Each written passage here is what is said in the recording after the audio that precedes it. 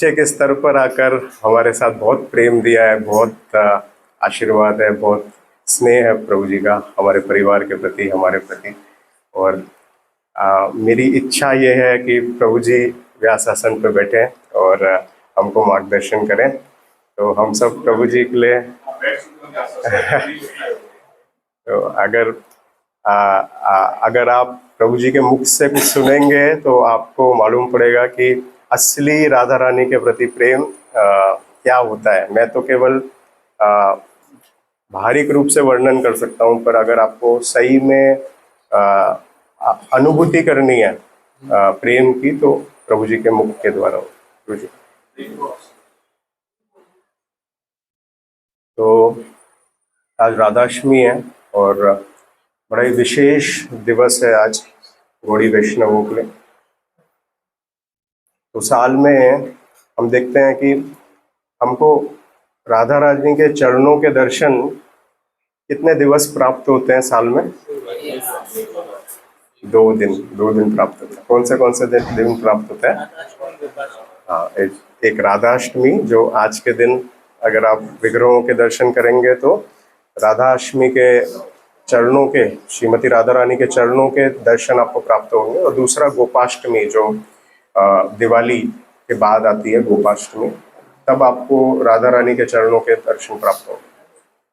पर आपको मालूम है एक विग्रह है हमारे भारतवर्ष में जहाँ 365 दिन आपको राधा रानी के चरणों के दर्शन हो सकते हैं। तो अगर आप कलकत्ता जाएंगे कभी तो शील प्रभुपाद जो है वो कहाँ रहते थे? मलिक स्ट्रीट पे। और मलिक स्ट्रीट पे, हरे कृष्ण, तो मलिक स्ट्रीट पे आप देखेंगे राधा गोविंद देव जी के विग्रह हैं जो शील प्रभुपाद बचपन से सेवा पूजा करते थे राधा गोविंद देव जी की। वो राधा रानी इतनी कृपालु हैं कि वो 365 दिन अपने चरणों के दर्शन देती हैं। और इसके लिए शील प्रभुपाद वर्णन करते हैं, आप प्रभुपाद लीलामृत में पढ़ेंगे, शील प्रभुपाद वर्णन करते हैं, वो बोलते हैं कि वो क्रेडिट देते हैं, वो बोलते हैं मैं क्यों भक्त बन पाया, मैं क्यों भगवान की शरण ले पाया, क्यों? क्योंकि मेरे घर पे जब साधु संत आते थे तो मेरे पिता गौर मोहन डे वो एक ही चीज के लिए भीख मांगते थे साधुओं से। क्या बोलते थे कि आप कैसे भी आशीर्वाद दो कि मेरा पुत्र जो है वो किसका भक्त बने? कृष्ण का नहीं, वो बोलते थे राधा रानी का भक्त बने। ऐसा आशीर्वाद देते थे। इसके लिए प्रभुपाद बोलते हैं कि वो जो मेरे पिता गौर मोहन डे आशीर्वाद मांगते थे हर संत से, ये कृपा याचना करते थे कि राधा रानी का भक्त बने, इसके कारण मैं आज भक्ति कर पा रहा हूँ, कुछ भक्ति कर पा रहा हूँ। और इसके लिए हम देखते हैं कि शील प्रभुपाद जब जलदूता में 12 अगस्त 1965 में उन्होंने जब पहली बार जलदूता में प्रवेश किया था, तो 13 अगस्त को शील प्रभुपाद ने एक पोयम लिखी थी जिसको हम बोलते हैं जलदूता प्रेयर्स। और उसमें शील प्रभुपाद सबसे पहली लाइन क्या लिखते हैं? बोलते हैं कृष्ण तव पुण्य होवे भाई, कृष्ण तव पुण्य होवे भाई, ए पुण्य करिबे जाबे राधा रानी सुखी होबे, ध्रुवत आती तोमार बोलो तोमार ताई। वो क्या बोलते हैं कि कृष्ण तुम्हारी जो ब्लेसिंग्स है, तुम्हारी जो पुण्य है वो मेरे ऊपर तभी, कृपा आपकी जो कृपा है वो मेरे ऊपर तभी बरसेगी। कब बरसेगी? जब राधा रानी सुखी होगे, जब राधा रानी प्रसन्न होगी तभी हमको कृष्ण की कृपा प्राप्त हो पाएगी। वरना हम कितनी भी कोशिश कर लें, अगर राधा रानी प्रसन्न नहीं होगी तो हमको कृष्ण की कृपा प्राप्त नहीं हो पाएगी। इसके लिए हम देखते हैं भक्ति सिद्धांत सरस्वती ठाकुर जो शील प्रभुपाद के गुरु थे, उनने एक बहुत प्रोफाउंड स्टेटमेंट दिया था। जब एक बार राधा कुंड के तट पर भक्ति सिद्धांत सरस्वती ठाकुर अपने अनुयायियों के साथ टहल रहे थे तो उनने देखा वहां पर भरतपुर के दीवान आए थे। भरतपुर कहाँ है? आप मथुरा जाते हैं, मथुरा से जस्ट पहले एक स्टेशन आता है भरतपुर, जब ट्रेन रुकती है तो भरतपुर के दीवान आए थे राधा कुंड में, अपने पूरे परिवार के साथ परिक्रमा लगा रहे थे, दंडवत परिक्रमा। तो वहां पर जब वो दंडवत परिक्रमा लगा रहे थे तो भक्ति सिद्धांत सरस्वती ठाकुर ने उनको देखा और उनको क्या बोला, अपने अनुयायियों को क्या बोला कि ये लोग जो दंडवत लगा रहे हैं, राधा रानी को पूज रहे हैं, वो क्यों पूज रहे हैं राधा रानी को? क्योंकि राधा रानी को कृष्ण पसंद करते हैं, इसके लिए वो राधा रानी की पूजा करते हैं। पर हम लोग ऐसे नहीं है, हमको कृष्ण से कोई लेना देना ही नहीं है। कौन बोल रहे हैं? भक्ति सिद्धांत सरस्वती ठाकुर बोलते हैं हमको कृष्ण में कोई रुचि नहीं है। हम क्यों कृष्ण में रुचि दर्शाते हैं, क्यों कृष्ण की पूजा करते हैं? क्यों? क्योंकि राधा रानी को कृष्ण पसंद है। भक्ति सिद्धांत सरस्वती ठाकुर ने बोला we have no business with Krishna, हमारा कोई लेन देन ही नहीं है कृष्ण के साथ, हमारा कोई लेना देना ही नहीं है। हमारा केवल लेना देना इसके लिए क्योंकि राधा रानी पसंद करती है कृष्णा को, इसके लिए हम पूछते हैं कृष्णा को, हम पूछेंगे भी नहीं। ऐसे ही भक्ति सिद्धांत सरस्वती ठाकुर ने एक और बहुत कॉन्ट्रडिक्टरी स्टेटमेंट दिया है, बहुत फेमस है भक्ति सिद्धांत सरस्वती ठाकुर प्रोफाउंड स्टेटमेंट्स देने के लिए। उन्हें एक स्टेटमेंट दिया है, वो बोलते हैं कि वृंदावन जो स्थली है वो केवल Vrindavan is a place for bogus and hollow worshippers. वो बोलते हैं कि वृंदावन केवल कपटी लोगों के लिए और जो लोग खोखले हैं उनके लिए स्थान है क्या ऐसा? हम तो याचना करते हैं कि वृंदावन में हमको वास मिले। और भक्ति सिद्धांत सरस्वती ठाकुर क्या बोल रहे हैं? Vrindavan is a place for bogus and hollow worshippers. वो बोलते हैं अगर आपको सही में वर्शिप करनी है तो Kurukshetra is the place for bhajan. Bhakti Siddhanta Saraswati Thakur बोलते हैं कि कुरुक्षेत्र स्थली है भजन करने की। तो ऐसा क्यों है? ऐसा इतना कॉन्ट्रडिक्टरी स्टेटमेंट क्यों बोला भक्ति सिद्धांत सरस्वती ठाकुर ने? तो भक्ति रक्षक श्रीधर स्वामी महाराज जो है वो एक्सप्लेनेशन देते हैं। वो बोलता है जब मैंने स्टेटमेंट सुना था भक्ति सिद्धांत सरस्वती ठाकुर का, तो मुझे ऐसा हुआ जैसे मैं पेड़ की ऊंचाइयों से नीचे गिरा दिया गया। मेरे को समझ में ही नहीं आया ऐसा भी हो सकता है क्या कि वृंदावन जिसके लिए हम याचना करते हैं वो स्थली खोखले लोगों के लिए है। मैं समझ ही नहीं पाया। फिर मैंने प्रयास किया जानने का कि क्यों ऐसा भक्ति सिद्धांत सरस्वती ठाकुर ने बोला। तो उन्होंने बोला, तब उनको मालूम पड़ा, उनने बहुत प्रयत्न किया समझने का, तो मालूम पड़ा कि एक लीला आती है कृष्ण लीला में जिसमें सूर्य ग्रहण होता है। और सूर्य ग्रहण पे नंद महाराज बोलते हैं सभी वृंदावन वासियों की कि चलो सूर्य ग्रहण का फायदा उठा के हम लोग कुरुक्षेत्र जाते हैं। और तभी यादव जो है द्वारका में, वो भी यादव भी बोलते हैं चलो हम लोग सूर्य ग्रहण पे कुरुक्षेत्र जाते हैं। और वहां पर कृष्ण जो है वो मोर मुकुट पहने हुए पूरे राजा के रूप में थे। और वहां पर राधा रानी और गोपियां जो है कृष्ण को मिलती हैं। और मिलती हैं तो राधा रानी बोलती हैं, सब गोपियां बोलती है कृष्ण को, कृष्ण हम आपसे मिल तो रहे हैं पर हमको अच्छा नहीं लग रहा है, हमको वो अनुभूति नहीं हो रही है आपको मिलने की, हम आपको वापस लेकर जाना चाहते हैं। कहाँ लेकर जाना चाहते हैं? वृंदावन लेकर जाना चाहते हैं। आप हमारे पास तो हो पर फिर भी हमें विरह की अनुभूति हो रही है। ऑल्दो आप हमारे पास हो, इतने नजदीक हो, फिर भी हमको ऐसा लग रहा है हम बहुत दूर हैं एक दूसरे से। इसके लिए हम कहाँ लेकर जाना चाहते हैं? वृंदावन लेकर जाना चाहते हैं। तो भक्ति विनोद ठाकुर भक्ति रक्षक श्रीधर स्वामी महाराज बताते हैं कि ये जो चेतना है, जो विरह की चेतना है, वो विरह की चेतना कहाँ उत्पन्न होती है? कुरुक्षेत्र में। वो विरह की चेतना जब उत्पन्न होगी हमारे हृदय के अंदर, कुरुक्षेत्र की विरह की चेतना उत्पन्न होगी, तभी हम वृंदावन में प्रवेश कर पाएंगे। नहीं तो हम वृंदावन में प्रवेश कर भी लेंगे बाहरिक रूप से, हम अपने शरीर के द्वारा प्रवेश कर भी लेंगे, पर अगर हमारी ये विरह की चेतना नहीं होगी तो प्रवेश करने के बाद भी हम वृंदावन में प्रवेश नहीं कर पाएंगे। तो उनका ये जो कॉन्ट्रडिक्टरी स्टेटमेंट देने का अर्थ था वो ये था कि हमको विरह की चेतना अपने हृदय के अंदर उत्पन्न करनी है, तब हम वृंदावन का असली आस्वादन कर पाएंगे। भक्ति विनोद ठाकुर अपने भजन रहस्य में वर्णन करते हैं 4 प्रकार के विरहों के बारे में। वो बोलते हैं कि एक भक्त, वो बोलते हैं कि 4 विरह की अनुभूति होती है। पहला वो कौन सा बोलते हैं? पूर्व राग। पूर्व राग कौन सा विरह होता है कि जिसमें एक भक्त जो है उसको स्मरण होता है कि मैं कृष्ण के साथ था पर अभी कृष्ण मेरे साथ नहीं है, और वो स्मरण में वो लालसा करता है भगवान को मिलने की। वो हमेशा सोचता रहता है, चिंतन करता रहता है कि मेरे को भगवान कब मिलेंगे कब मिलेंगे, और इस लालसा को पूर्व राग बोलते हैं। इस विरह की जो भावना है इसको पूर्व राग बोलते हैं। दूसरा वो बताता है कौन सा है? मान। मान एक और विरह है। मान कैसा है? जैसा आपने देखा है कि 2 लवर्स होते हैं, कितनी बार एक रूठ जाता है और दूसरा उसको मनाने की कोशिश करता है, तो जब वो रूठता है तो वो विरह होता है। जैसा आपको मालूम है बरसाना में आप जाएंगे तो बरसाना मंदिर है, श्री जी मंदिर, और फिर आगे आगे जाएंगे तो कौन सा मंदिर है? मान मंदिर। वहां पर भगवान की मान लीला हुई थी और राधा रानी रूठ गई थी, तो कृष्ण क्या बनकर आए थे? मोर बनकर आए थे। और मोर बनकर आकर बहुत टाइम, बहुत समय तक कृष्ण नाचते रहे, पर राधा रानी मान नहीं रही थी क्योंकि वो मान लीला कर रही थी। तो ये एक मान, एक और एक विरह का रूप है। तीसरा वो बताते हैं कौन सा है? प्रेम वैचित्य। प्रेम वैचित्य क्या होता है? वो बोलते हैं जिसमें दो दो प्रेमी एक साथ है, पर केवल ये ख्याल आने से कि हम वापस एक समय पे जुदा हो जाएंगे, केवल वो सोच से वो अलग हो जाते हैं, वो विरह की चेतना होती है। जैसा एक लीला आती है जिसमें एक बार कृष्ण और राधा रानी बैठे हुए होते हैं, और वो बैठे हुए होते हैं तब एक बम्बल बी, एक भंवरा जो है वो आकर बार बार कृष्ण और राधा रानी को परेशान कर रहा होता है। तो राधा रानी उसको हटाने की कोशिश कर रही होती है। तो कृष्ण देखते हैं ये परेशान कर रहा है, तो मधुमंगल को बोलते हैं, मधुमंगल तुम ये भंवरे को हटा दो यहाँ से, इसको लेकर जाओ। तो मधुमंगल जो है वो भंवरे को लेकर जाता है, और फिर थोड़ी देर बाद आकर बोलता है मधु इज गॉन, मधु मधु को मैंने भगा दिया, मधु को मैंने भगा दिया। तो राधा रानी जब सुनती है कि मधु को भगा दिया, तो राधा रानी, कृष्ण सामने बैठे हैं, फिर भी उनको क्या लगता है?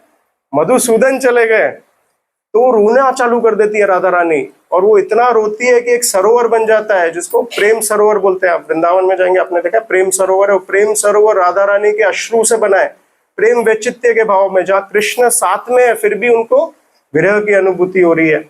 और चौथा वो बताते हैं, चौथा विरह है प्रवास। और वो प्रवास में बताते हैं, प्रवास क्या होता है? जिसमें एक्चुअल फिजिकल डिस्टेंस होता है, जो हमने देखा था कि राधा रानी और गोपियों को जब द्वारका में कृष्ण थे तो उनको विरह की अनुभूति हो रही थी। तो भक्ति विनोद ठाकुर बताते हैं कि एक साधक के लिए ये चारों विरह की अनुभूति करना संभव नहीं है, पर एक साधक के लिए जो बद्ध जीव है वो केवल एक ही विरह की अनुभूति कर सकता है। कौन से विरह की? पूर्व राग की। तो अब ये प्रश्न उठता है कि पूर्व राग की विरह की अनुभूति का मतलब है पहले हमको कृष्ण मिले हुए हैं, हमको कृष्ण का स्मरण है, तभी तो हम कृष्ण के बारे में लालसा कर पाएंगे मिलने की। तो भक्ति विनोद ठाकुर बोलते हैं कि भक्त के लिए पूर्व राग का स्मरण है भगवान की हरि कथा। अगर उसको विरह की अनुभूति करनी है, अगर वो लालसा करना चाहता है भगवान की, तो वो कैसे उत्पन्न कर सकता है लालसा? वो केवल हरि कथा, भगवान के बारे में श्रवण करके लालसा उत्पन्न कर सकता है। और भक्ति विनोद ठाकुर वर्णन करते हैं किस प्रकार से द्विज पत्नी जो थी, ब्राह्मण पत्नियों, उनने कैसे लालसा उत्पन्न की थी कृष्ण के लिए? केवल सुनने से। वो रोज सुनते थे कि कृष्ण ने यह असुर को मारा, इसका वध किया। वो सुनने से, कभी देखा नहीं था उनने कृष्ण को, पर केवल सुना था, और उससे वो इतने आकर्षित हो गए कृष्ण के लिए कि जब भोग मांगा गया तो वो सब कुछ छोड़ के, अपने पति को भी छोड़ के चले गए। ऐसे ही भक्ति विनोद ठाकुर वर्णन करते हैं कि रुक्मणी जो है, रुक्मणी ने भी पूर्व राग की उत्पत्ति की थी। उनने सुन के, नारद मुनि से सुना था कृष्ण के गुणों के बारे में, और इससे सुन के उनने लव लेटर लिख दिया कृष्ण को। तो भक्ति विनोद ठाकुर बोलते हैं ऐसे ही हम साधक जीव जो है वो भी पूर्व राग की उत्पत्ति कर सकते हैं हमारे जीवन में। कैसे? हरि कथा का श्रवण करेंगे, और जब हम हरि कथा का श्रवण करेंगे तो हमारे अंदर भी पूर्व राग की उत्पत्ति होगी। तो एक बार भक्ति रसामृत महाराज जो है वो ट्रैवल कर रहे थे, और जब वो ट्रैवल कर रहे थे तो एक स्त्री, एक लेडी प्रोफेसर उनके सामने ट्रेन में बैठी थी, और भक्ति रसामृत महाराज कृष्ण पुस्तक पढ़ रहे थे जिसमें आगे भगवान कृष्ण का चिन्ह है, वो बांसुरी बजाए खड़े हुए। तो वो जो लेडी प्रोफेसर है उनने बड़े गुस्से में भक्ति रसामृत महाराज को पूछा कि क्या आपके भगवान को पुरुष होना जरूरी है? क्या कोई स्त्री भगवान नहीं हो सकती है? तो भक्ति रसामृत महाराज ने देखा कि ये स्त्री जो है थोड़ी फेमिनिस्ट है, उसको ऐसा है कि भाई स्त्रियों को इतना अधिकार क्यों नहीं दिया जा रहा, बड़ी गुस्से में है। तो भक्ति रसामृत महाराज ने वो सिचुएशन को कूल डाउन करने के लिए बोला, माता जी इसमें मेरी कोई गलती नहीं है कि भगवान पुरुष है। पर उनने बोला, तो वो भी हंसने लग गई। फिर उनने बोला कि देखो सब विरोधाभास जो है उनका समन्वय जो है वो भगवान के अंदर आकर हो जाता है। तो उन्होंने एक्सप्लेन किया कि क्या भगवान निराकार है कि साकार है? कौन है भगवान, निराकार है कि साकार है? कितने लोग बोलते हैं साकार है? कितने बोलते हैं निराकार है? तो भगवान दोनों है, भगवान निराकार भी है और साकार भी है। पर भगवान की निराकार जो स्वरूप है वो उनके साकार स्वरूप के कारण है। जैसे उदाहरण देते हैं कि सूर्य की किरणें जो है वो क्या है, वो निराकार रूप है। पर सूर्य की किरणें क्यों है? क्योंकि सूर्य है इसके लिए। और सूर्य निराकार है कि साकार है? सूर्य साकार है। सूर्य एक रूप है, सूर्य का हम देखते हैं राउंड है सूर्य, तो सूर्य का एक रूप है। और सूर्य से ही प्रकाशित हो रही है सूर्य की किरणें। और सूर्य क्या एक व्यक्ति है कि नहीं है? व्यक्ति है, जिसका नाम क्या है? विवस्वान। तो ऐसे ही बताते हैं कि कृष्ण जो है उनका भी एक साकार रूप है। और कृष्ण का साकार रूप होने के बाद वो एक व्यक्ति भी है। ऐसा नहीं है केवल साकार रूप है, वो व्यक्ति भी, और उसका नाम क्या है? कृष्ण। इसके लिए प्रभुपाद ने कृष्णा बुक लिखी, तो आप देखोगे क्या लिखा? Krishna the supreme personality of godhead, नीचे लिखा है सुप्रीम पर्सनैलिटी। प्रभुपाद बताते हैं कि अगर कोई पर्सन है तो ही पर्सनैलिटी होएगी, अगर कोई पर्सन ही नहीं है तो पर्सनैलिटी कहां से होगी? अभी ये टेबल की कोई पर्सनैलिटी है क्या? नहीं, क्योंकि ये टेबल पर्सन नहीं है। तो प्रभुपाद बताते हैं कि क्योंकि कृष्ण एक व्यक्ति है, इसके लिए उनका व्यक्तित्व है, तो उनका नाम कृष्ण है। जो सुप्रीम पर्सन है, जो भगवान है, वो है। तो फिर वो आगे बोलते हैं कि क्या भगवान पुरुष है कि स्त्री है? क्या भगवान पुरुष है कि स्त्री है? अब तो आपको मालूम पड़ गया, आसान है बोलना कि पुरुष है कि स्त्री है, दोनों है। तो दोनों है भगवान। क्यों? क्योंकि ऐसी कोई चीज भी नहीं है जो भगवान से उत्पत्ति नहीं हुई है। सभी कारणों के कारण कृष्ण है। तो ऐसा हो ही नहीं सकता कि स्त्री की उत्पत्ति हुई है और स्त्री भगवान नहीं है, तो उत्पत्ति कैसे हो सकती है स्त्री की? तो भक्ति रसामृत महाराज वो लेडी प्रोफेसर को बताते हैं कि भगवान फीमेल भी है। जब भगवान पुरुष रूप में होते हैं उसको हम कृष्ण बोलते हैं, और जब भगवान स्त्री के रूप में होते हैं तो उसको हम राधा रानी बोलते हैं। तो वो स्त्री बड़ी प्रसन्न हो जाती है, बोलती है हाँ भगवान भी स्त्री है। और हम देखते हैं कि भगवान जो है इसी स्त्री, यही राधा रानी को सर्वोच्च बनाने के लिए अपनी लीलाएं संपन्न करते हैं। तो कौन ज्यादा सर्वोच्च है, कृष्ण की राधा रानी? राधा रानी की कृष्ण? तो कृष्ण बोलते हैं कि राधा रानी सर्वोच्च है। कृष्ण का बोलना है। कृष्ण बोलते हैं कि राधा रानी मेरे से ज्यादा बड़ी है। और इसके लिए हम देखते हैं कई लीलाएं कृष्ण रचते हैं। उसमें से एक लीला ऐसी थी कि एक बार कृष्ण राधा रानी को मनाने की कोशिश कर रहे थे, और बहुत कोशिश करते हैं, तो बोलते हैं राधा रानी तुम तो इतनी श्रेष्ठ हो कि यशोदा माई से भी तुम श्रेष्ठ हो। तो राधा रानी बोलती है चलो बहुत हो गया, अभी बोलने बोलने में, मेरे को मनाने में तुम कुछ भी बोलते जा रहे हो। और यशोदा माई तो जो है वो हमारी माता है, मैं उनसे श्रेष्ठ कैसे हो सकती हूँ? तो कृष्ण बोलते नहीं नहीं, मैं साबित कर दूंगा, मैं साबित कर दूंगा कि तुम यशोदा माई से भी श्रेष्ठ हो। तो राधा रानी बोलती है ठीक है, देखते हैं, साबित करो। तो एक बार ऐसा होता है कि यशोदा माई गुजर रही होती है, तो वो देखती है कि गोपियां और राधा रानी कृष्ण को नचा रहे होते हैं, कृष्ण नाच रहे होते हैं।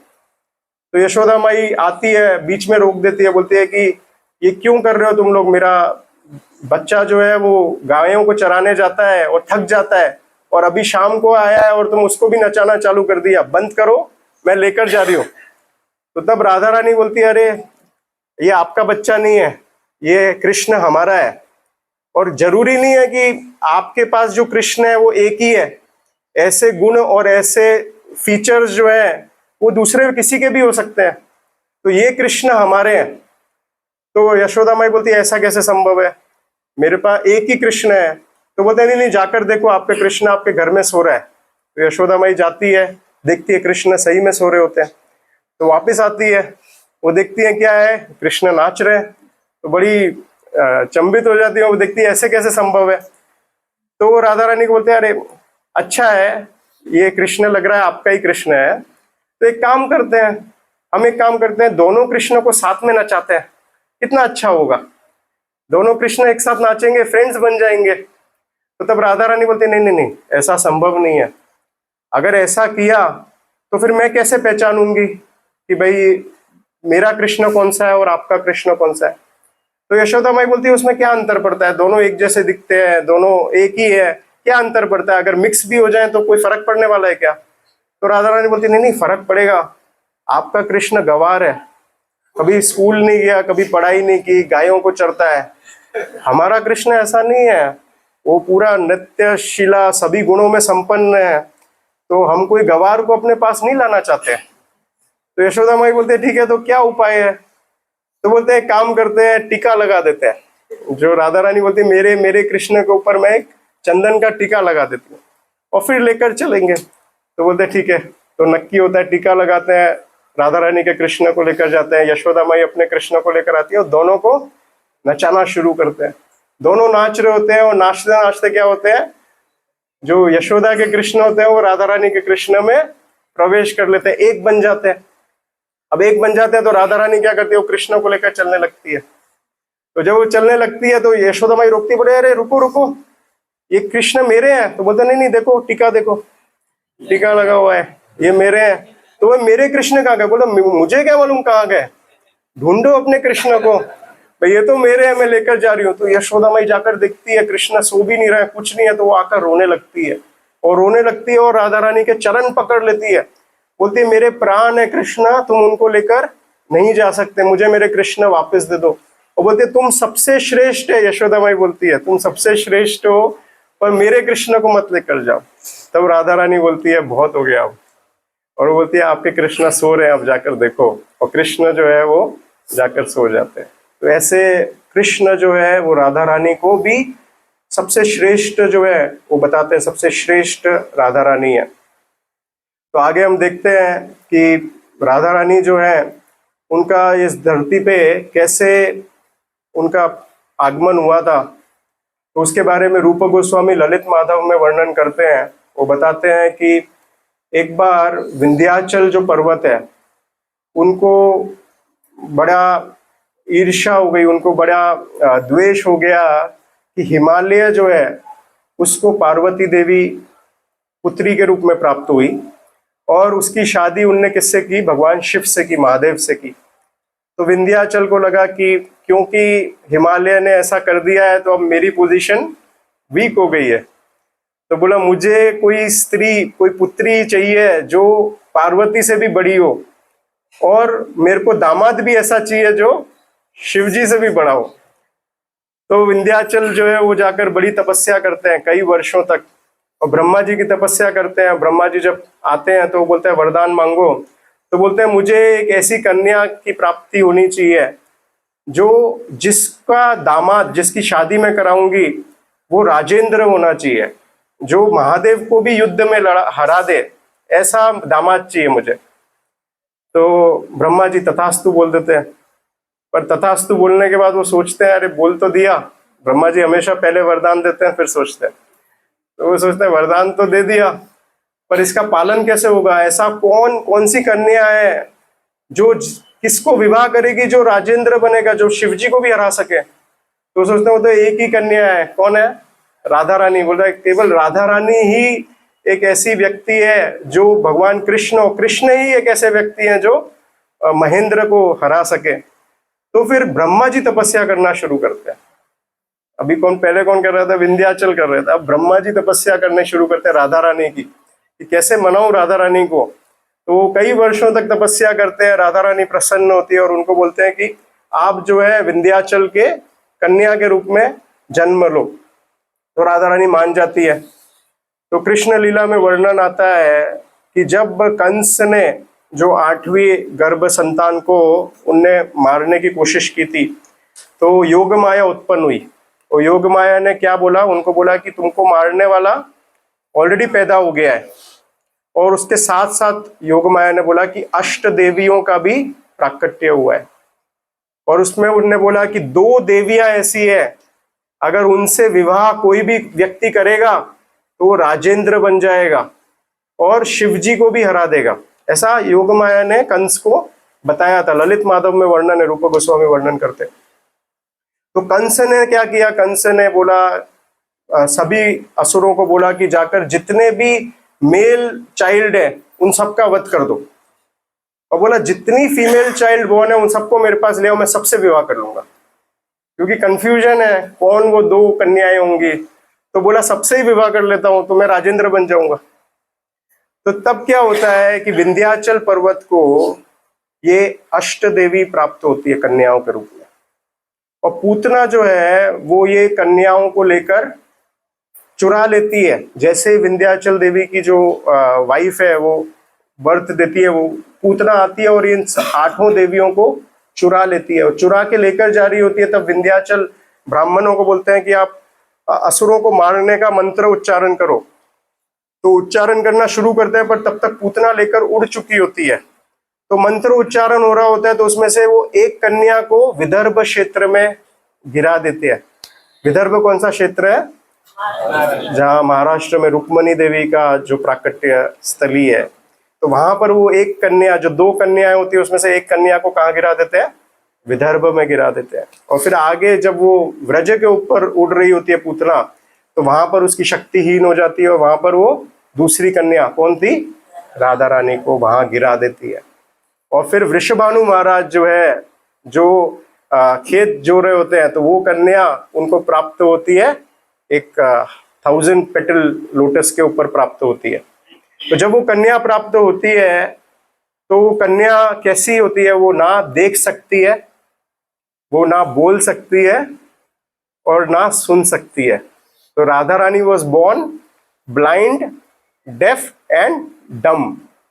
ना देख सकती थी, ना बोल सकती थी, ना कुछ सुन सकती थी। तो वृषभानु महाराज देखते इतनी सुंदर कन्या प्राप्त हुई है, पर ना बोल सकती है ना देख सकती है, तो प्रार्थना कर रहे होते हैं कि कैसे भी ये, मतलब कन्या इतनी सुंदर है, काश ये कुछ बोल पाती, देख पाती। तब नारद मुनि आते हैं, बोलते हैं कि आप बुलाओ, नंद महाराज को बुलाओ, उनके पुत्र को बुलाओ, क्या मालूम उनको बुलाने से, उनके आशीर्वाद प्राप्त करने से आपकी कन्या बोलना, देखना, सुनना शुरू कर दे। तो कृष्ण आते हैं, और कृष्ण जानबूझ के क्रॉल करते हुए जाते हैं और राधा रानी के पास आते हैं, और जैसे ही राधा रानी के पास आकर उनको स्पर्श करते हैं तो राधा रानी देखना शुरू कर देती है और सुनना शुरू कर देती है, बोलना शुरू कर देती है। तो राधा रानी हमको क्या सिखा रही है कि हमको जो है, हमारी जो इंद्रियां हैं उनको कृष्ण के लिए ही उपयोग करना है। राधा रानी कृष्ण के अलावा कुछ नहीं देखना चाहती, कुछ नहीं बोलना चाहती, कुछ नहीं सुनना चाहती। तो नीति शास्त्र में वर्णन आता है इंद्रियों के विषय में, और ये वर्णन आता है कुरंग, मातंग, पतंग, भृंग और मीन। ये 5 पशुओं के बारे में वर्णन करता है नीति शास्त्र, और बताता है कि केवल एक इंद्रिया, इन 5 की एक इंद्रिय की कमजोरी थी, और उस कमजोरी के कारण इनका पतन हो जाता है। कुरंग कौन है? कुरंग को बोलते हैं हिरण। हिरण जो है वो इतना आकर्षित होता है मधुर ध्वनि के प्रति, इतना आकर्षित हो जाता है कि जहां से ध्वनि आ रही होती है वहां पर हिरण भागता हुआ चला जाता है, और शिकारी जो है वो मधुर ध्वनि बजाता है, और वो मधुर ध्वनि को सुनते हुए हिरण आ जाता है और उसका शिकार कर देता है। तो केवल एक गलत, मतलब एक इंद्रिय की कमजोरी है हिरण के अंदर, और उसके लिए उसका नाश हो जाता है। ऐसे ही बोलते हैं मातंग। मातंग कौन है? हाथी। हाथी जो है वो इतना शक्तिशाली होता है कि हाथी को पकड़ा ही नहीं जा सकता है, कितनी भी चेन लगा लो, कितनी भी कोशिश कर लो, हाथी को नहीं पकड़ा जा सकता। पर हाथी को कैसे पकड़ते हैं? हथनी। हाँ, तो हथनी को सामने रखते हैं और एक खड्डा खोदते हैं, और वो खड्डे के ऊपर घास बिछा देते हैं, और जब वो हाथी हथनी को देखता है तो वो इतना आकर्षित हो जाता है कि उसका स्पर्श पाने के लिए वो हाथी दौड़ता है, और दौड़ के हथनी के पास जाता है, पर हथनी तक नहीं पहुंचता है, वो गड्ढे में गिर के अंदर गड्ढे में चला जाता है, और फिर शिकारी जो है उसको खाना नहीं देता है। और फिर वही हाथी जो इतना शक्तिशाली था, वही हाथी फिर सर्कस में नाच रखने लगता है। आप देखते हैं कैसे इतना शक्तिशाली हाथी जिम्नास्टिक्स करने लगता है, जो बोलो वो करना शुरू कर देता है इतना शक्तिशाली, पर केवल एक इंद्रिय कमजोर होने के कारण उसका क्या हालत हो जाती है। ऐसे ही बोलते हैं पातंग। पातंग कौन होता है? पतंग जो एक तितली नहीं, फायर मॉथ। फायर मॉथ देखा है, जो अग्नि होती है उससे आकर्षित होकर वो अग्नि में ही प्रवेश कर देता है। जैसे हमने देखा कितनी बार ट्यूबलाइट जल रही होती है और बहुत मच्छर जो है वो ट्यूबलाइट के आसपास ही भ्रमण करते हैं, और इतना भ्रमण करते हैं वो चिपक जाते हैं ट्यूबलाइट से, और चिपक के वो, क्योंकि गर्मी होती है ट्यूबलाइट के अंदर, वो मर के वहीं गिर जाते हैं। तो ये जो पतंग है, ये फायर मॉथ जो है, वो इतना आकर्षित होता है अपने देखने दृष्टि से कि वो भेद ही नहीं कर पाता है, इतना आकर्षित हो जाता है और वो उसकी मृत्यु का कारण बनता है। फिर बताते हैं भृंग। भृंग कौन होता है? बम्बल बी, भंवरा। और ये भंवरा, उसको सूंघना, उस एक इंद्री उसकी सूंघने की इतनी कमजोर होती है, वो इतना आकर्षित होता है, मधुर जो स्मेल होती है लोटस की, कि वो लोटस के प्रति आकर्षित होकर जाता है और वो उसका वो और लेना चाहता है और सुगंध सूंघना चाहता है, पर वो ये भूल जाता है कि सूर्य अस्त होता है और लोटस बंद हो जाता है। वो निकलना ही बाहर भूल जाता है और वो लोटस के अंदर सूर्य अस्त के साथ वो जो सांस लेने के लिए अंदर जाता है, वो सांस नहीं लेने के कारण मर जाता है भंवरा। ऐसे ही बताते हैं लास्ट में मीन। मीन कौन होता है? मछली। और मछली को बहुत स्वाद, उसको स्वाद का बहुत होता है, तो वो जो शिकारी है वो क्या करता है, वो खाना इस तरीके से डालता है कि खाने बाहर से खाना दिखता है और अंदर कांटा होता है, कांटे के ऊपर खाना लगा देता है, और वो मछली जो है वो खाने जाती है और खा तो लेती है पर कांटे में फंस जाती है और उसकी मृत्यु हो जाती है। तो शास्त्र, नीति शास्त्र बताता है कि ये पांचों जो प्राणी हैं इनकी एक इंद्रिय की कमजोरी थी, और हमारी तो पांचों इंद्रियां ही कमजोर है। उनका पतन हो गया तो हमारा क्या होगा? तो शास्त्र बोलते हैं कि अगर हमको पतन नहीं करना है हमारा, तो जैसे जो कुरंग है वो सुनना चाहता है, तो अगर हम कृष्ण की कथाओं का सुनेंगे तो हम बच सकते हैं पतन करने से। ऐसे ही बोलते हैं स्पर्श जो मातंग करता है उससे हम रुकना चाहते हैं, तो प्रभुपाद बोलते हैं अगर हम विग्रहों की सेवा करेंगे तो हम हमारी जो काम वासना है उसको खत्म कर सकते हैं। ऐसे ही बोलते हैं जो पतंग है जो देखना चाहता है, तो वो प्रभुपाद लिखते हैं कि अगर हम भगवान के अलग अलग अंगों को देखेंगे तो उससे जो है हमारी हृदय शुद्ध हो जाएगा। और बोलते हैं भृंग, अगर हम सूंघना चाहते हैं तो हम भगवान के जो पुष्प हैं, जो भगवान को अर्पण, तुलसी दल जो अर्पण है वो सूंघेंगे तो उससे हमारे हृदय में भक्ति जागृत होगी। उसका उदाहरण कौन सा है? चतुष कुमार। चतुष कुमार कौन थे? वो इम्पर्सनलिस्ट थे, ब्रह्मवादी थे, पर उनने केवल भगवान की तुलसी दल को सूंघा और उससे वो भक्त बन गए। और अंत में क्या बताते हैं? अगर हम स्वाद लेना चाहते हैं तो हमको कृष्ण प्रसाद, भगवान को भोग लगाया हुआ अगर हम स्वीकार करेंगे तो हम हमारी पांचों इंद्रियों को कंट्रोल कर पाएंगे। इसके लिए श्लोक आता है चेतन चरितामृत में आता है, सर्वोपाधि विनिर्मुक्तम तत्पर्तेन निर्मलया ऋषिकेश ऋषिकेन सेवया भक्ति उच्चते। कि अगर हम हमारी इंद्रियों को भगवान के विषय में लगाएंगे तो ही हम असली में भक्ति की उत्पत्ति कर सकते हैं। दूसरा हम देखते हैं कि राधा रानी जो है वो हमेशा कौन सी मुद्रा में रहती है? आपने देखा है राधा रानी का, आप कभी भी दर्शन करेंगे तो कैसी मुद्रा रहती है? वो हमेशा आप भगवान को अर्पण कर रही होती है, भगवान की हमेशा सेवा कर रही होती है। तो राधा रानी हमको ये सिखाना चाहती है कि हमको अगर भगवान की प्राप्ति करनी है तो हमको सेवा करनी पड़ेगी।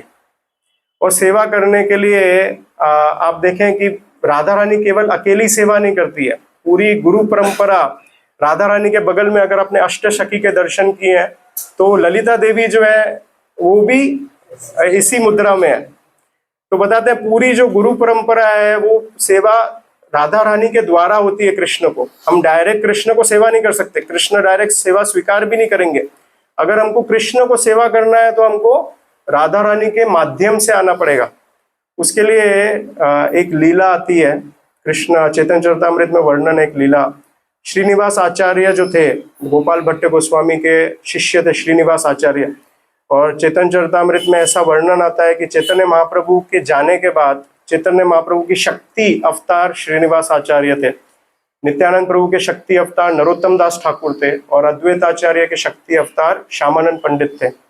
तो ये श्रीनिवास आचार्य एक दिन समाधि में चले जाते हैं और जब वो समाधि में होते हैं तो काफी दिन, 3 दिन हो जाते हैं, 3 दिन तक श्रीनिवास आचार्य समाधि में ही रहते हैं। तो उनके जितने बाकी शिष्य होते हैं उनको ऐसा लगता है कि श्रीनिवास आचार्य ने क्या अपने प्राण तो नहीं त्याग दिए। तो चेक करते हैं कि सांसें आ रही हैं क्या, देखते हैं सांसें भी नहीं आ रही है। तो तब वो श्रीनिवास आचार्य के जो सबसे फेमस डिसाइपल थे रामचंद्र कविराज, उनको बुलाते हैं, बोलते हैं आप चेक करो क्या गुरुदेव ने प्राण तो नहीं त्याग दिए। तो ये रामचंद्र कविराज आते हैं और वो चेक करते हैं, और वो चेक करते हैं कि श्रीनिवास आचार्य हैं पर वो समाधि में है। तो वो देखते हैं कि क्या हो गया, क्यों 3 दिन तक गुरुदेव वापस नहीं आ रहे। तो बोलते हैं मैं भी समाधि में जाता हूँ और मैं देखता हूँ कि क्या हो रहा है। तो ये रामचंद्र कविराज जो है वो भी समाधि में बाजू में बगल में बैठ जाते हैं श्रीनिवास आचार्य के, वो भी समाधि में प्रवेश करते हैं। और जब वो समाधि में प्रवेश करते हैं तो वो क्या देखते हैं, वो देखते हैं कि जो श्रीनिवास आचार्य है वो मणि मंजरी है, और मणि मंजरी के रूप में वो राधा रानी की जो नोज रिंग है वो खो गई होती है। और सभी मंजरियां, सभी सखियां जो है वो नोज रिंग ढूंढ रहे होते हैं राधा रानी की।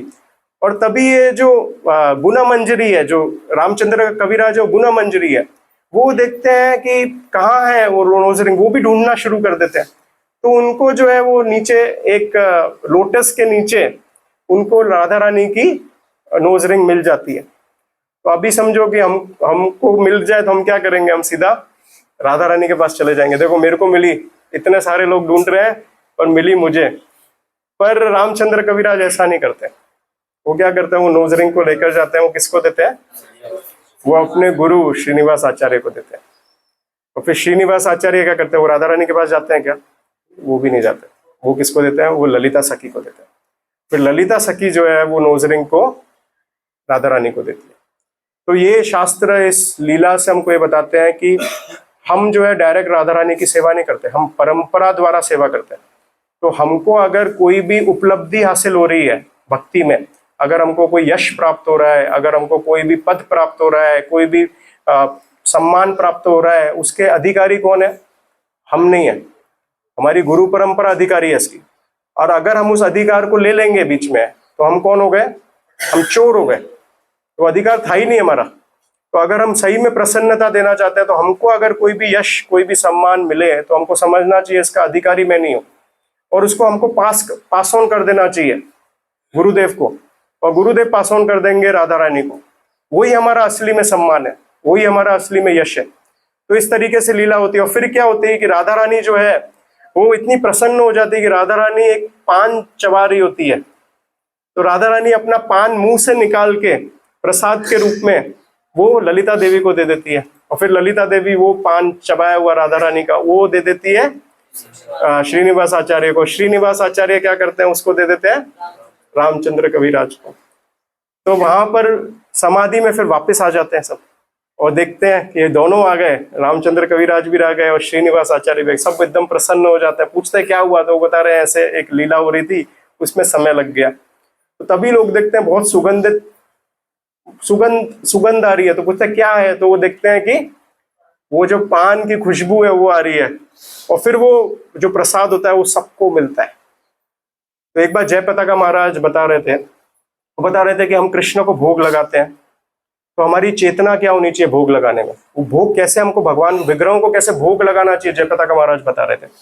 वो अपने प्रवचन में बता रहे थे कि जब हम कोई भोग लगाते हैं भगवान को, तो हम डायरेक्ट भगवान को भोग नहीं लगाते, हम सबसे पहले हमारे गुरुदेव को याचना करते हैं कि मैं भोग लगा रहा हूं, मैंने ये सामग्री बनाई है भगवान के लिए, तो आप भी इसमें कुछ बना के अर्पण करना चाहते हो क्या। तो गुरुदेव भी एक सामग्री बनाते हैं, और गुरुदेव भी उसके अंदर भोग की थाली के अंदर एक सामग्री ऐड कर देते हैं, जो भी हमने बनाई होती है, कचौरी बनाई है तो उसमें गुरुदेव भी एक आइटम ऐड कर देते हैं।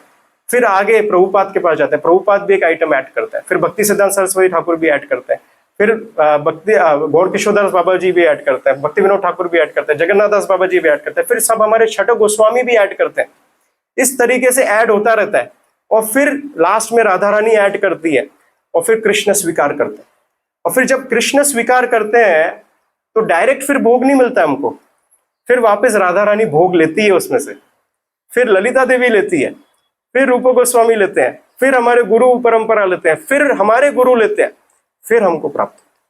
तो ये भाव से अगर हम भोग लगाएं, जयपताका महाराज बोलते हैं, तो हमारा भोग स्वीकार होगा और हमको असली में प्रसाद प्राप्त होगा। तो हम कभी भी डायरेक्ट सर्विस नहीं कर सकते कृष्ण की, हम गुरु परंपरा के द्वारा ही सर्विस करते हैं। अच्छा, सेवा के बारे में तो हमने समझ लिया, पर सेवा प्रभुपाद बताते हैं कि it should be done with lot of enthusiasm. रूप गोस्वामी उपदेशामृत में बोलते हैं उत्साह निश्चय धैर्य। सबसे पहला क्वालिटी कौन सा है? उत्साह उत्पन्न करना।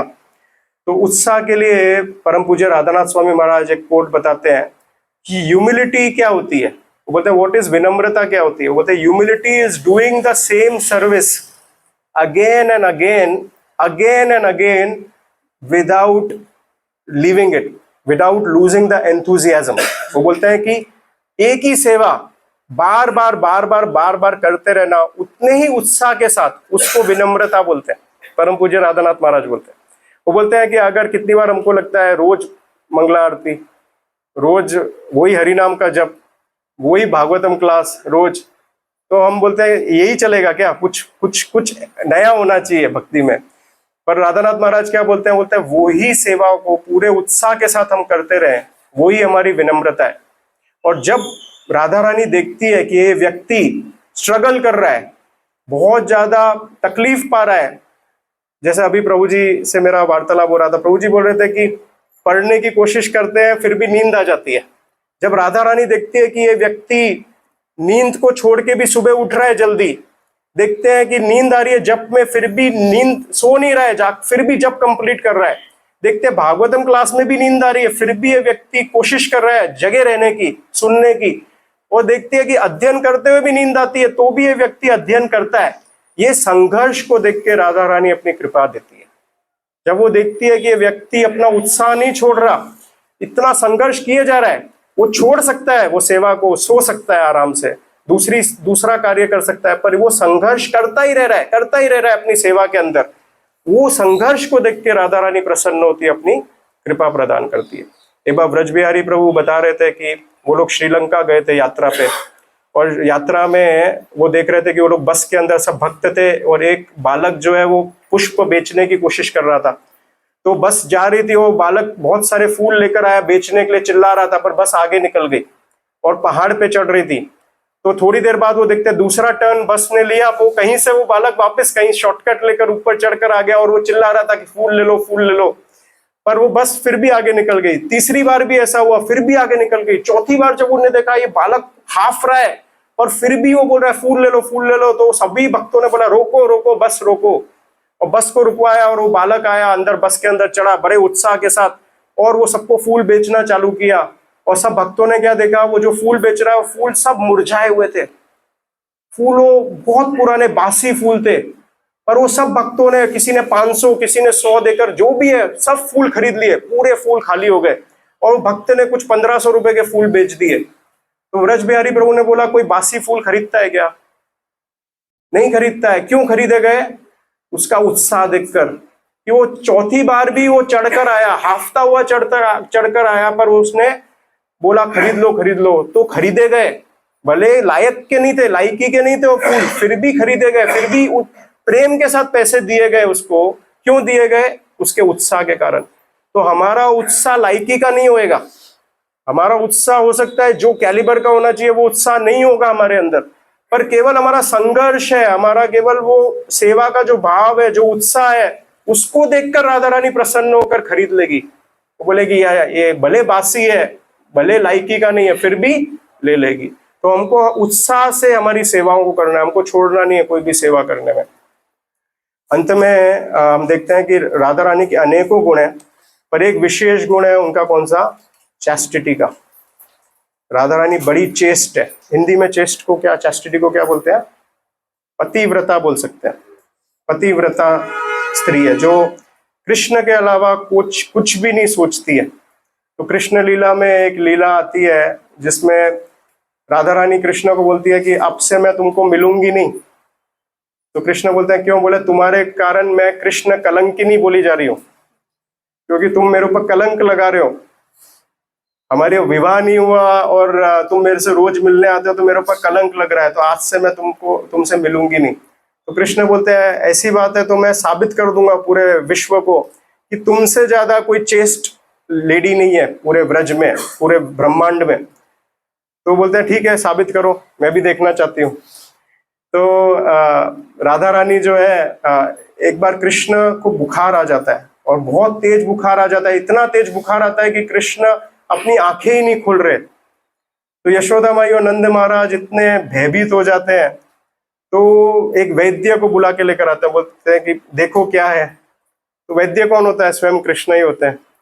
तो वैद्य जो है वो देखते हैं कृष्ण को, बोलते हैं अरे ये तो बहुत तेज बुखार है और अगर इस बुखार को कंट्रोल नहीं किया तो कुछ भी हो सकता है। तो बोले कैसे कंट्रोल करेंगे? बोले मेरे पास औषधि तो है, ये बुखार को कंट्रोल करने की औषधि है, पर आयुर्वेद में कैसा होता है कि आपको अनुपाना चाहिए होता है साथ में, जैसे कोई दवाई होती है उसको घी के साथ लेना होता है, गर्म घी के साथ, ऐसे साथ में अनुपन चाहिए होता है आपको साथ में दवाई लेने के लिए।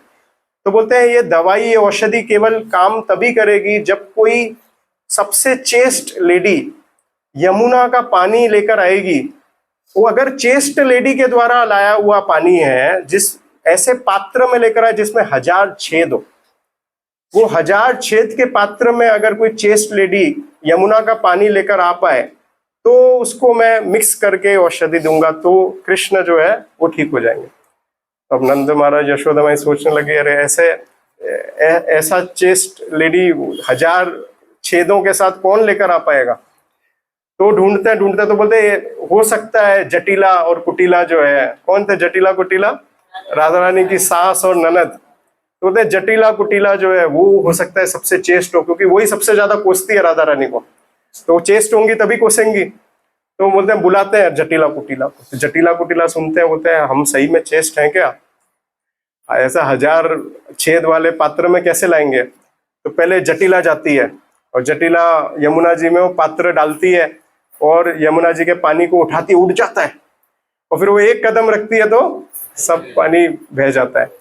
तो सब लोग हंसने लगते हैं जटिला के ऊपर, आप राधा रानी को कोसती है, देखो खुद ही चेस्ट नहीं हो, राधा रानी को कोस रही हो। फिर कुटिला जाती है और कुटिला भी उठाती है और पहला कदम भी रखती है, फिर भी कुछ नहीं होता, सबको विश्वास हो जाता है कुटिला चेस्ट है। दूसरा कदम रखती है, सब पानी गिर जाता है, तो सबको वापस सब हंसने लगते हैं। तो फिर बोलते हैं अब कौन मिलेगा, कौन मिलेगा? तो एस्ट्रोलॉजर के पास जाता है, ज्योतिष के पास, बोलते हैं सबसे चेस्ट लेडी कौन है? तो बोलते हैं एक चेस्ट लेडी है, उसका नाम ऐसा दिखाई दे रहा है राधा है। तो बोलते हैं राधा? अरे वो तो कलंकिनी है, वो कैसे चेस्ट हो सकती है? तो बोलते हैं ठीक है ट्राई करते हैं, क्या अंतर पड़ता है।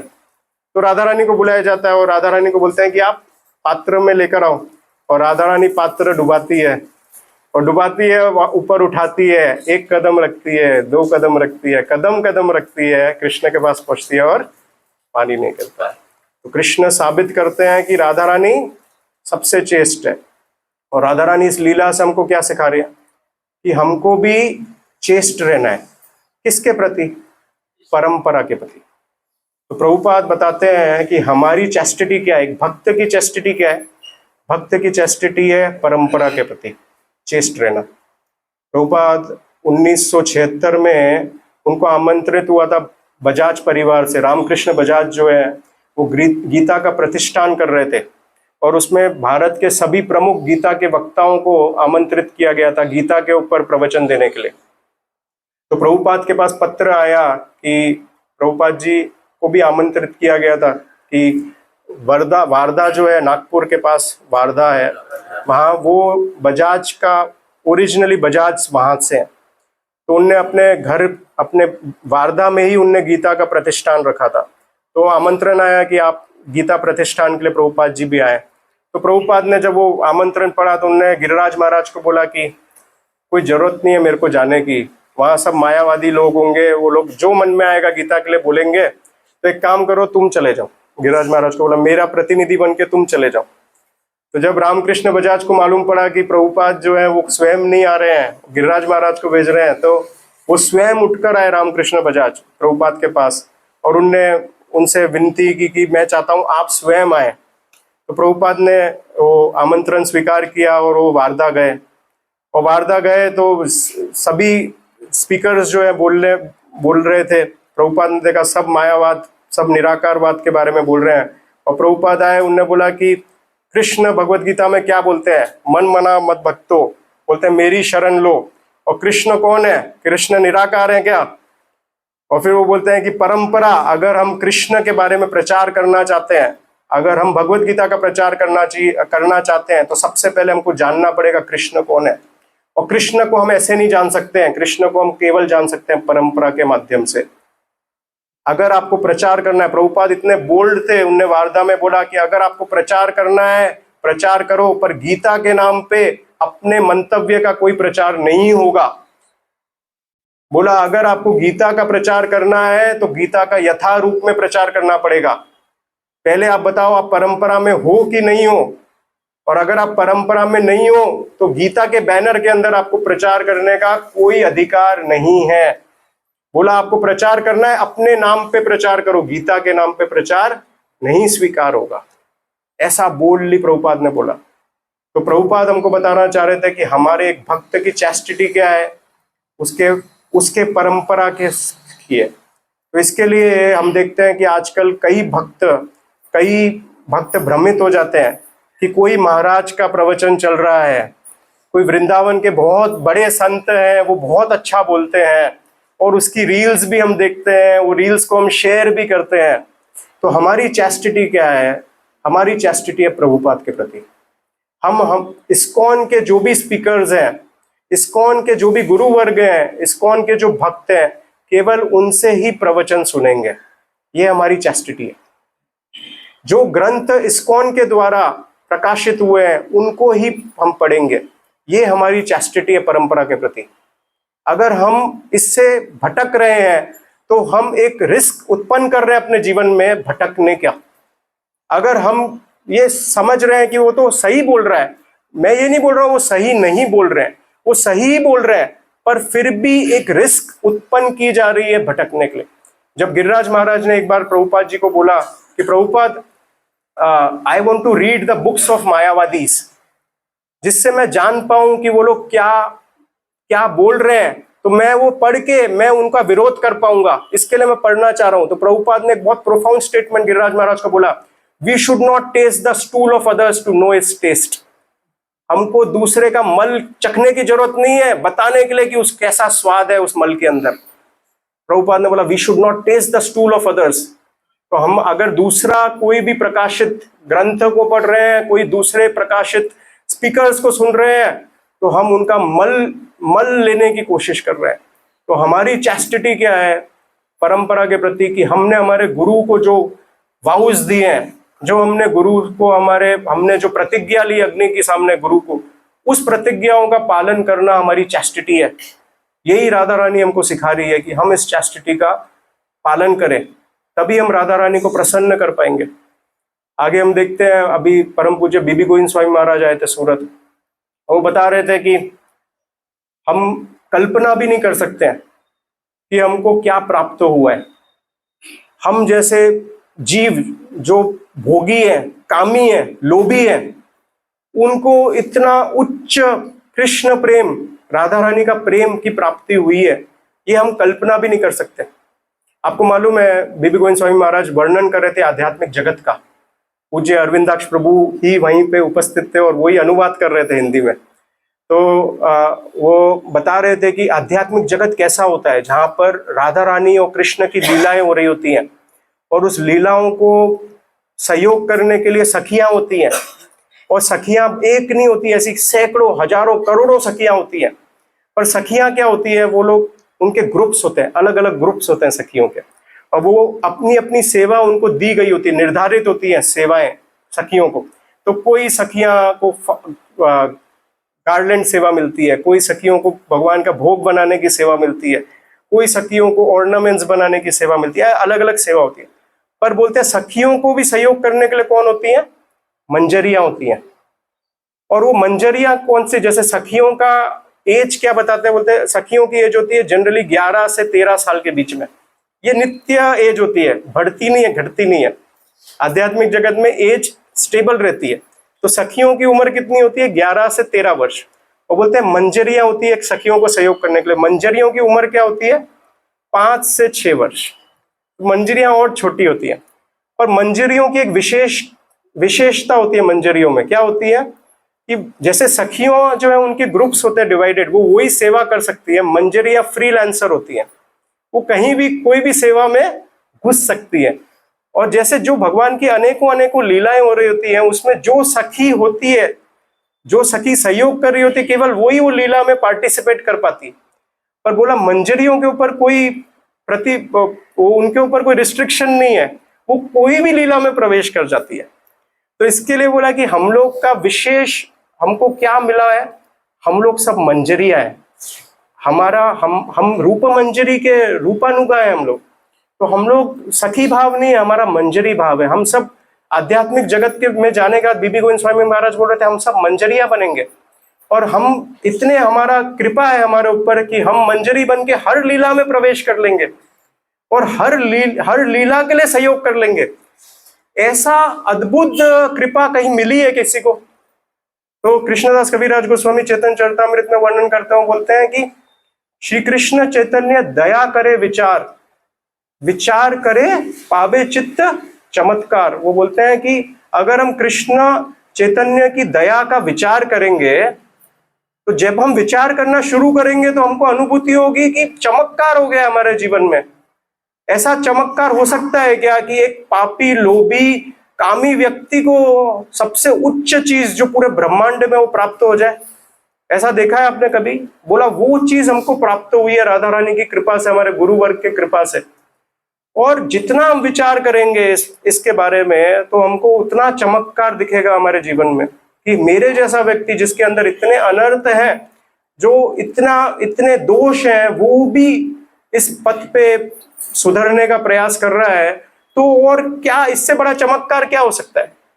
तो इसके लिए हम समझ सकते हैं कि राधा रानी की कृपा अगर हमको जो प्राप्त हुई है वो बहुत ही अद्भुत है।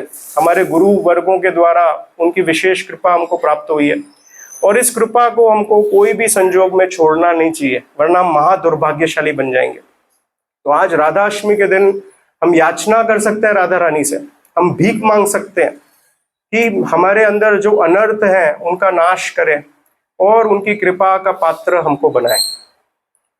तो मैं आप सबको यहीं विराम दूंगा, और किसी का कोई प्रश्न हो, कोई एडिशन करना हो, राधिका मोहन प्रभु सब वरिष्ठ हैं यहाँ पर, अनुपमा माता जी, तो कोई भी ऐड करना चाहें, कोई गलती हुई हो तो क्षमा।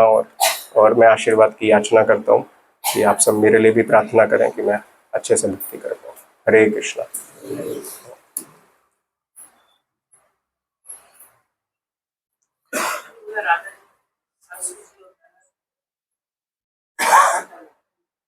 जटिला कुटिला, जटिला और कुटिला। हाँ, तो शास्त्र बहुत अच्छा प्रश्न है माता जी। तो ऐसा बताते हैं कि जब ब्रह्म विमोहन लीला हुई थी, तो ऐसा बताया गया था कि सभी ब्रजवासियों को जो गर्ग आचार्य, गर्ग मुनि जो है, उन्होंने बोला कि भाई ये साल जो है ये बहुत ही अच्छा है शादी करने के लिए, और इस साल में अगर किसी भी व्यक्ति की शादी होगी तो उसको भगवत धाम की प्राप्ति होगी। तो सभी वो साल में सबसे ज्यादा शादियां हुई थी ब्रज में। तो राधा रानी के जो पिता वृषभानु और कीर्तिदा महारानी है, उन्होंने बोला भाई राधा रानी की भी शादी करनी चाहिए। तो उनने योग्य वर ढूंढा, तो कौन थे? अभिमन्यु थे। तो अभिमन्यु कौन है? तो शास्त्र बताता है अभिमन्यु कृष्ण का ही विस्तारित रूप है। राधा रानी को कोई स्पर्श भी नहीं कर सकता है कृष्ण के अलावा। राधा रानी किसी का चिंतन भी नहीं कर सकती, जैसा हमने वर्णन किया चैस्टिटी में, तो चिंतन भी नहीं कर सकती। तो अभिमन्यु स्वयं भगवान कृष्ण जो है अभिमन्यु के रूप में आए, और जटिला कुटिला जो है उनकी सास और ननद बनी। और ये सब क्यों होता है? ये इसके लिए होता है कि कृष्ण अपने लीला के जो पास टाइम्स है उनको और मनोरंजन बनाने के लिए, और हम अट्रैक्ट हो कृष्ण के पास टाइम्स को, ये अट्रैक्ट करने के लिए। क्योंकि ऐसा बताते हैं कि परकीय रस जो है, परकीय रस क्या होता है कि शादीशुदा होने के बावजूद भी अगर कोई व्यक्ति बाहर कोई संबंध बनाए, उसको परकीय रस बोलते हैं। पर भौतिक जगत में, जो आध्यात्मिक जगत में जो भी चीज सबसे उच्च कोटि की होती है, भौतिक जगत में वही चीज सबसे निम्न कोटि की होती है। तो आध्यात्मिक जगत में परकीय रस सबसे बड़ा रस है। इसका ये मतलब नहीं है कि हम उसका यहाँ पर पालन करना शुरू कर दें, वो कंडेम्ड है, वो निषेध है हमारे लिए। तो परकीय रस है जिसमें एक स्त्री जो है वो अपने पति के अलावा कृष्ण से संबंध स्थापित करती है। तो इसके लिए लीलाओं को और आस्वादित करने के लिए और मनोरंजन करने के लिए और हमको वो लीला के प्रति अट्रैक्ट करने के लिए भगवान अलग अलग पास टाइम्स रचते हैं।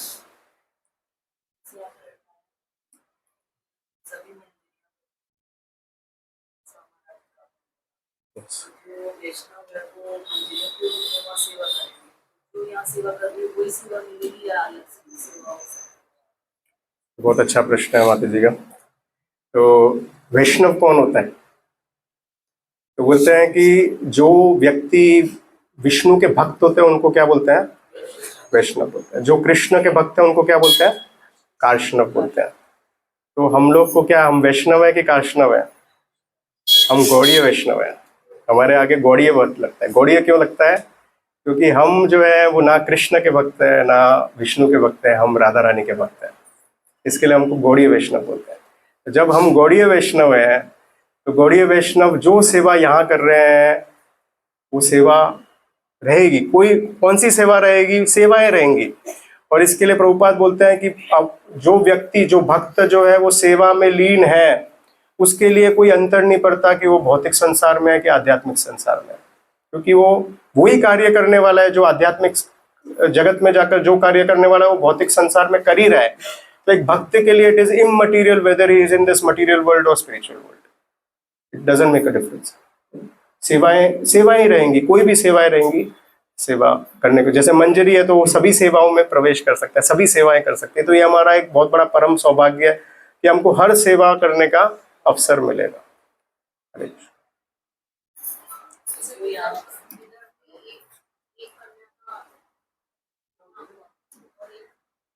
हाँ, कौन सा? हाँ माता जी, ये अलग अलग कल्पों में अलग अलग लीलाएं होती हैं। एक मतलब भगवान की जो लीलाएं हैं वो स्टीरियोटाइप नहीं है। हर कल्प में, जैसे एक कल्प में राधा रानी जो है वो सूर्य विवस्वान की पुत्री, भानु की पुत्री, सूर्य को भानु भी बोलते हैं, तो भानु की पुत्री बनकर आई थी और उसकी लीला है, उनने कत्यानी देवी की वर्शिप की थी, तब उनको राधा रानी प्राप्त हुई थी। तो अलग अलग कल्पों में अलग अलग लीलाएं संपन्न होती है। और इसके लिए शास्त्रों में, अलग अलग शास्त्रों में आप देखेंगे कि अलग अलग कल्पों के अलग अलग लीलाओं का वर्णन है। जैसे हनुमान जी का जन्म जो है वो अलग अलग, उसमें भी बहुत सारे वर्जन्स हैं।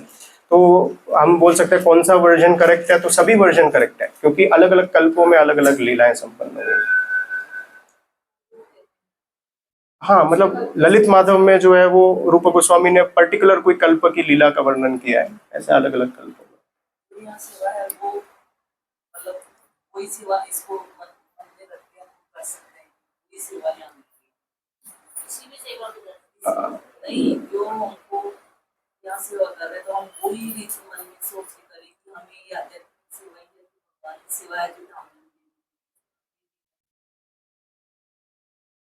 जैसे आपकी मनस, मतलब जो आपको आनंद दे, जो मैंने सुना है, मैं हो सकता मतलब मेरे को इतना इस विषय के बारे में ज्ञान नहीं है, पर जो मैंने सुना है वो सुना है कि सेवा जो है वो अधिकृत होनी चाहिए।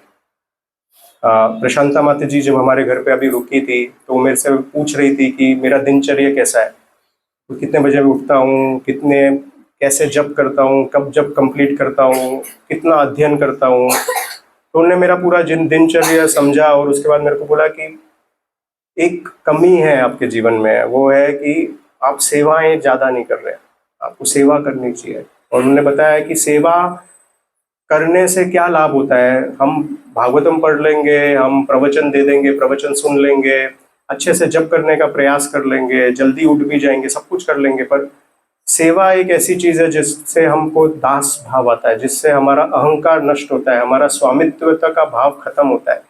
वो केवल सेवा करने माध्य से ही विकसित हो पाएगा। भागवतम पढ़ने से भी हम सेवा भाव नहीं, कितनी बार तो अहंकार विकसित कर सकते हैं। तो उन्होंने बोला कि एक भक्त के लिए नित्य रूप से, डेली रूप में उसको कोई सेवा में अपने आप को इन्वॉल्व करना जरूरी है। और उनने बोला ऐसा नहीं कि मैंने आपको बोला कि अभी आपको सेवा में इन्वॉल्व होना है तो आपने सोच लिया भाई मेरे लिए कौन सी अच्छी सेवा है और आपने अपने आप को सेवा करना शुरू कर दिया।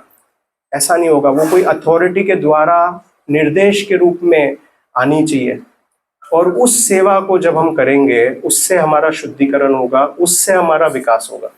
तो हमारे लिए जो सेवा हमको हमारे अधिकारियों के द्वारा दी जा रही है वो सेवा ही हमको समझना चाहिए हमारी सेवा है, हमारे लिए वो ही योग्य सेवा है, इसी के लिए हमको हमारे अधिकारी वो सेवा दे रहे हैं। और कोई प्रश्न? ठीक है, एंड करेंगे। हरे कृष्णा। जगन्नाथ तीर्थ जिस दिन भी आए थे, बाद में बलराम पूर्णिमा पे आए थे और नरसिंह चतुर्दशी के दिन आए थे और जन्माष्टमी के दिन आए थे, रवि वापस राधाष्टमी के दिन आए थे। तो बहुत सुंदर अच्छे ढंग से हमको बताते हैं और प्रभु जी से विनम्र आग्रह करते हैं कि आगे भी हमें ऐसा आपके मुखमंडल से अमृत बिंदु हमें रस आस्वादन कराते रहिए, जिससे हमारा भी हो सकता है थोड़ा बहुत कुछ कर लें।